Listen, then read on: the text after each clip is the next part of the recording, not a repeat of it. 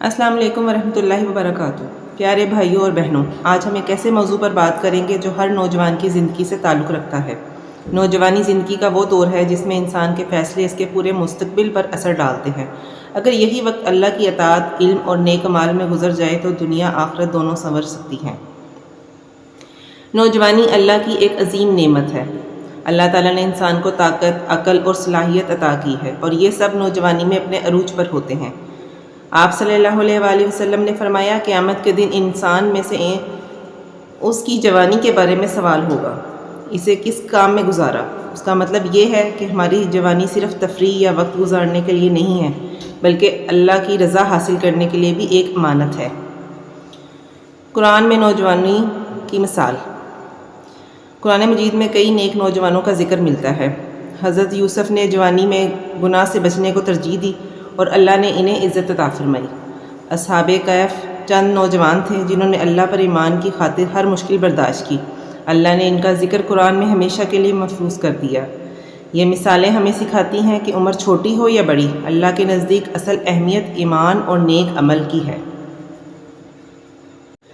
آپ صلی اللہ علیہ وآلہ وسلم نے فرمایا، 7 لوگوں کو اللہ تعالیٰ اپنے عرش کے سائے میں جگہ دے گا۔ ان میں سے ایک وہ نوجوان ہے جو اپنی جوانی اللہ کی عبادت میں گزارتا ہے۔ آپ صلی اللہ علیہ وآلہ وسلم نے فرمایا، 5 چیزوں سے پہلے غنیمت جانو: بڑھاپے سے پہلے جوانی، بیماری سے پہلے صحت، فقیری سے پہلے مالداری، مصروفیت سے پہلے فراغت، اور موت سے پہلے زندگی۔ آپ صلی اللہ علیہ وآلہ وسلم نے فرمایا، تم میں سے سب سے بہتر وہ ہے جس کے اخلاق سب سے اچھے ہوں۔ آج کے نوجوانوں کو جو چیلنجز کا سامنا ہے، ان میں سے کچھ کا ذکر ہے کہ سوشل میڈیا پر بے مقصد گھنٹوں گزارنا، نماز اور قرآن سے غفلت، وقت کی قدر نہ کرنا۔ ایک مسلمان نوجوان کی ذمہ داریاں۔ ایک مسلمان نوجوان کی پہلی ذمہ داری اللہ کی عبادت ہے۔ 5 وقت کی نماز ادا کرنا، روزانہ قرآن کی تلاوت کرنا، والدین کا احترام کرنا، سچ بولنا، اچھے اخلاق اختیار کرنا، علم حاصل کرنا، دوسروں کی مدد کرنا۔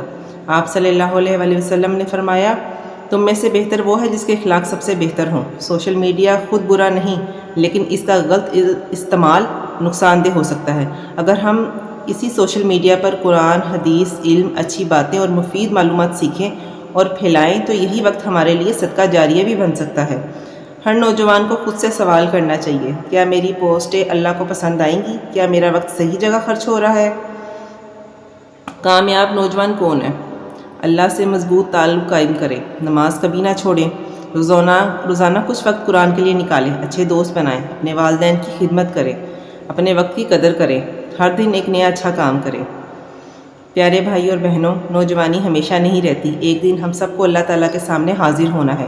اس لیے آج ہی فیصلہ کریں کہ اپنی زندگی کو اللہ اور اس کے رسول کی تعلیمات کے مطابق گزاریں۔ اللہ تعالیٰ ہمیں اپنی جوانی کو نیکی، عبادت، علم اور اچھے اخلاق میں گزارنے کی توفیق عطا فرمائے۔ آمین یا رب العالمین۔